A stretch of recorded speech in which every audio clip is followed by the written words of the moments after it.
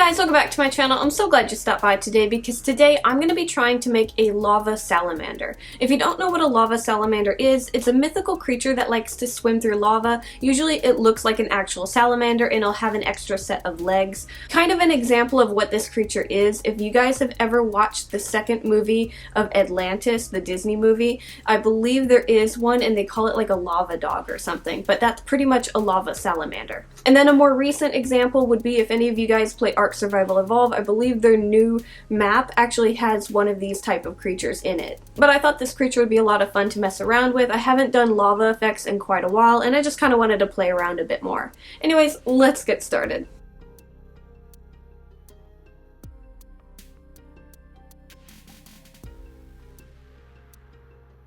Okay guys, so I'm going to start on making the clay head, and then we're going to make all the clay feet for our salamander. So like always, what I do to make my heads is I make a lump of tinfoil for the base. I have it connected to a glass container so I have something to hold on to, and I'm going to completely cover this in clay. Once I have everything completely covered, I'm going to smooth it out and get a basic shape down for what I want to work with. Once I have a base down to work with, I'm going to start adding the features to the face.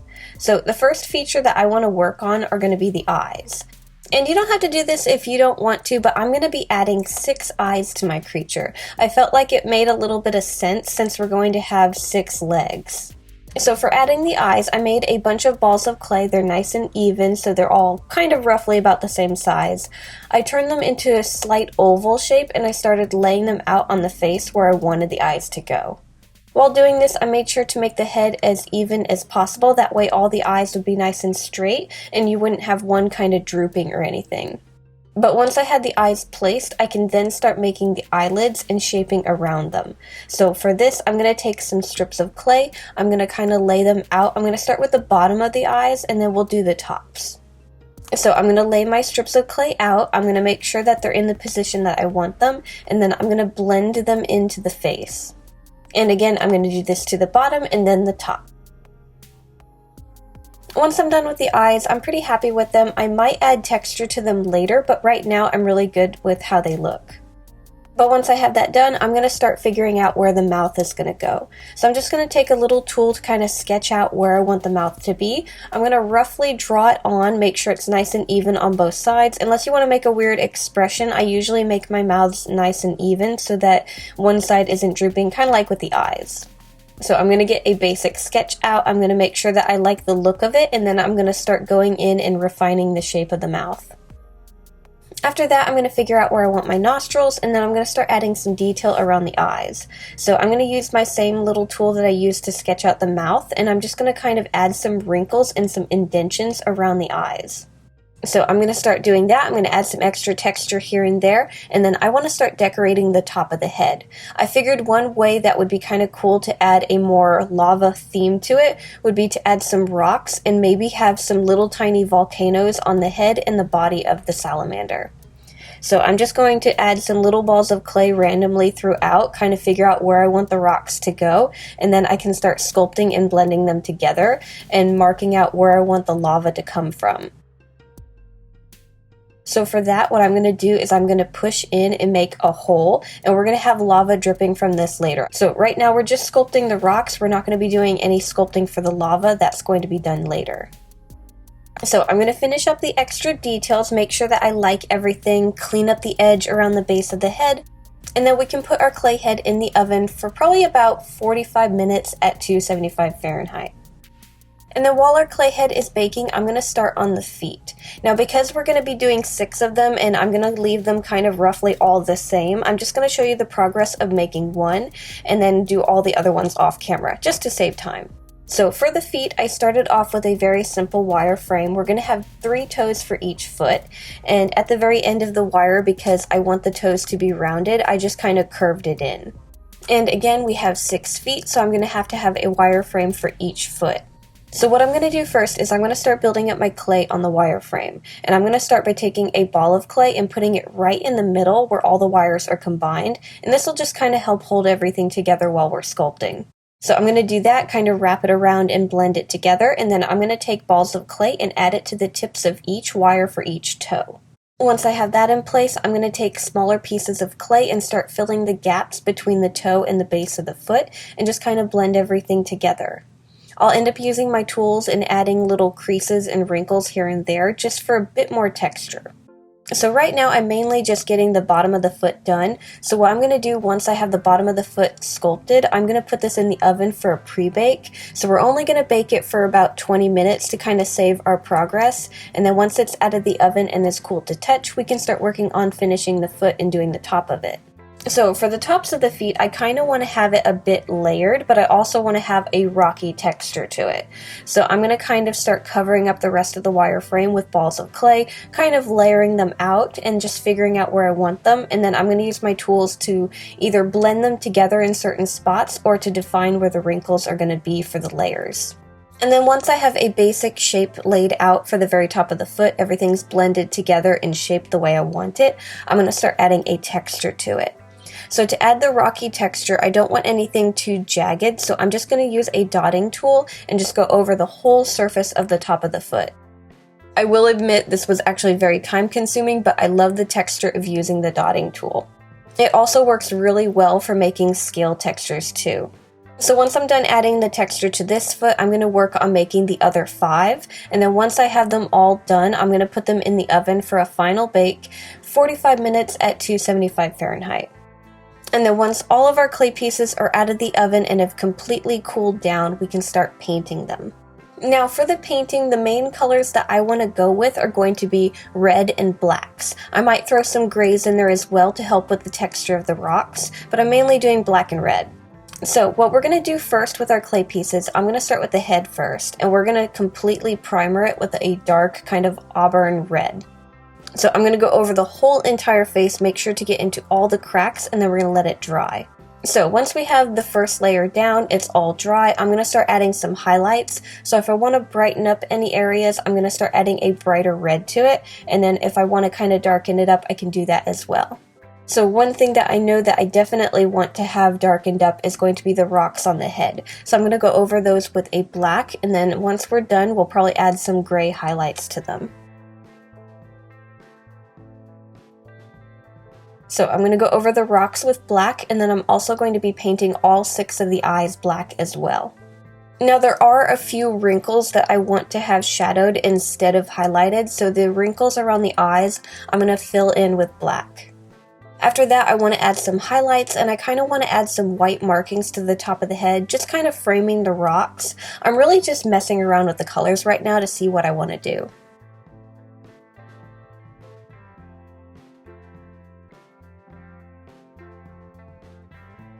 And then for the feet, we're going to start off with primering them the same red that we primered the face. I'm going to go over all 6 of them, get them primered, and then we can start adding some darker colors and some brighter colors.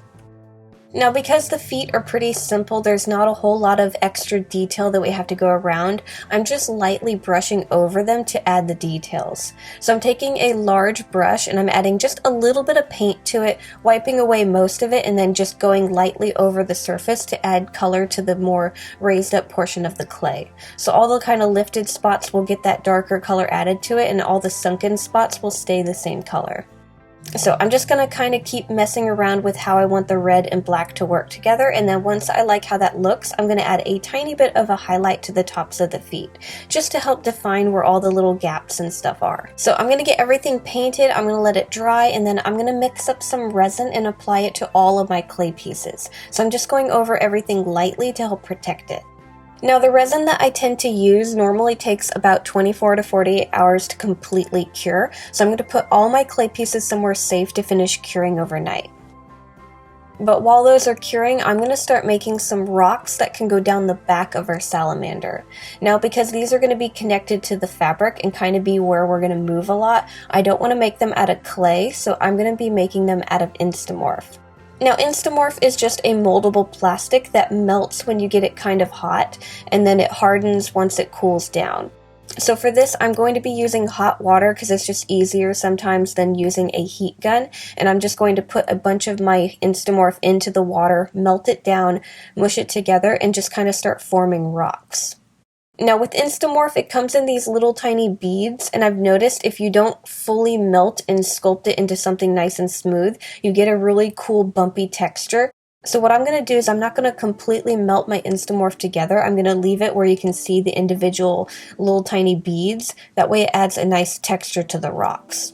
So I'm just going to make a bunch of these. Some of the larger ones I'm going to make holes at the very top, and those are the ones that are going to have lava coming out of them. Once all of my Instamorph pieces have completely hardened, I'm going to take a piece of cardboard and I'm going to glue all of them down so they don't move, and I'm going to start painting them.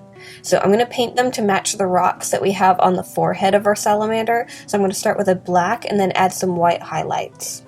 Now while doing this, I did have one little rock that kept wanting to pop up whenever I was painting it, so you'll see that I had a little bit of trouble with this, but all the other ones did what they were supposed to do. And then once those are painted and dried, I'm also going to resin over those as well. That way they're nice and protected. So we have all of our clay pieces, all of our Instamorph pieces curing. So what we're going to do while we're waiting on those is we're going to start sewing the fabric pieces for the body. Okay, so this is going to be the pattern that I'm going to use to make my salamander. Now, a lot of the times with my patterns, I have it where there's a left and a right, but every now and again I do have a creature that has a top and a bottom, and this is one of those creatures. Now, my salamander is going to have 6 legs, but I'm going to leave the 2 front pairs the same, so that's why there's only one pattern for that.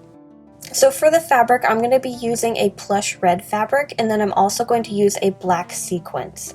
Now the sequin fabric is kind of sheer, so any fabric that I put behind it, you're going to end up seeing it. So what I'm going to do is I'm going to use the red behind that. So for any pieces that I want to have sequins on them, I'm going to end up pinning a red piece of fabric along with the sequins and sewing those 2 layers together to make a piece for that.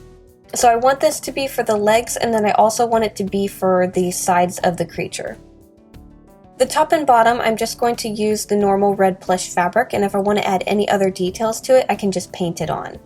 So I'm going to sew all my fabric pieces together that I want to have sequins. Once I have them sewn together, I'm going to cut them out. After that, we can start putting everything together. So I'm going to start with the fabric pieces for the legs. The top portion of the legs, I decided I wanted sequins, but the bottom portion, I'm just going to leave the red. So I'm going to take the top and bottom for each leg, and I'm going to pin them together, and we're just going to sew down the very fronts of all the legs with our sewing machine.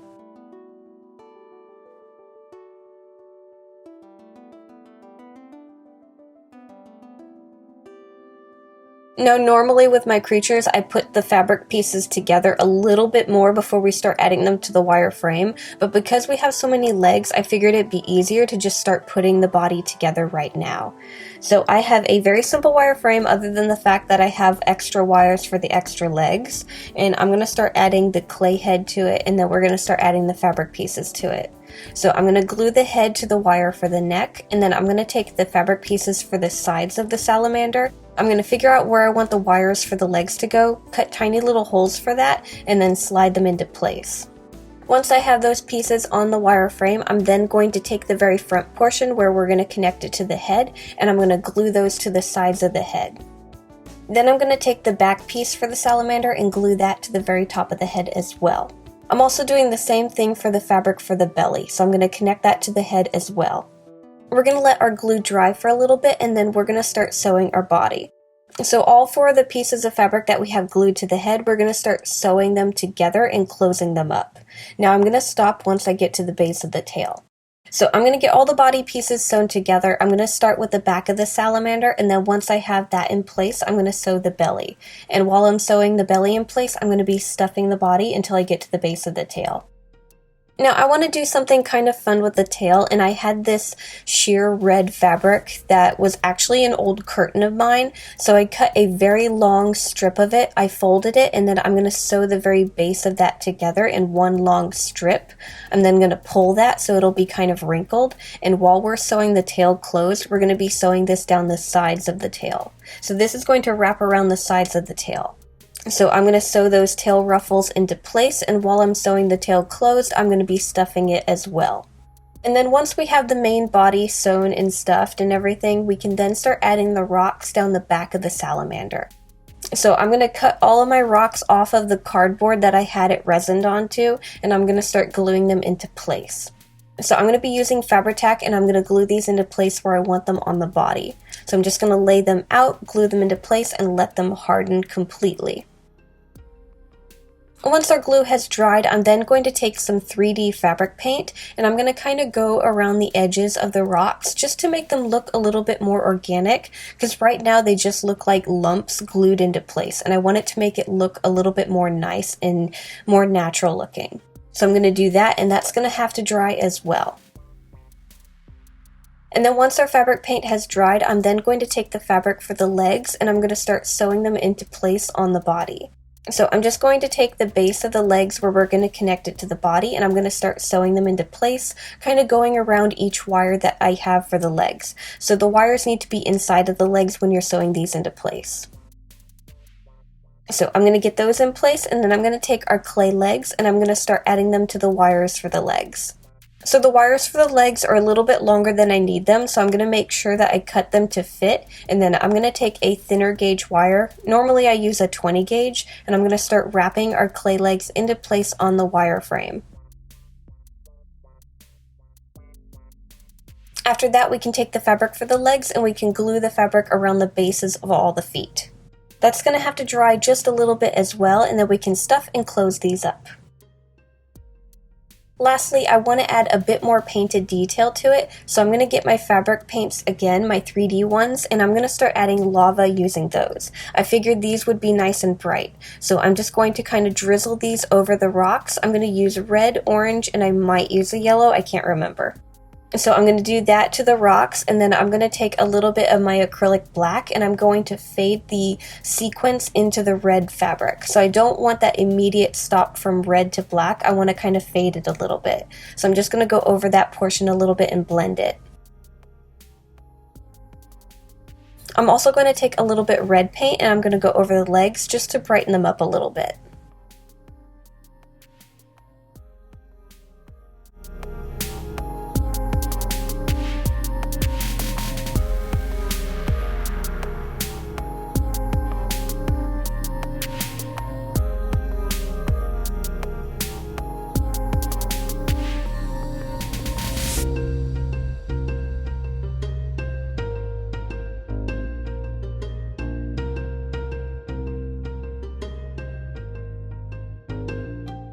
Okay guys, and that's how I made a lava salamander. I had so much fun with this project, especially making the rocks and the lava on the back. I really enjoyed that part, and I think I want to try something kind of similar but a little bit different maybe in the future with something else. Anyways, I'm going to have him along with a bunch of other creatures in my Etsy shop, so if you guys want to buy anything, check the links down below for that. Thank you guys so much for watching. Make sure to like, subscribe, do all that fun stuff, and I'll see you guys next time. Bye!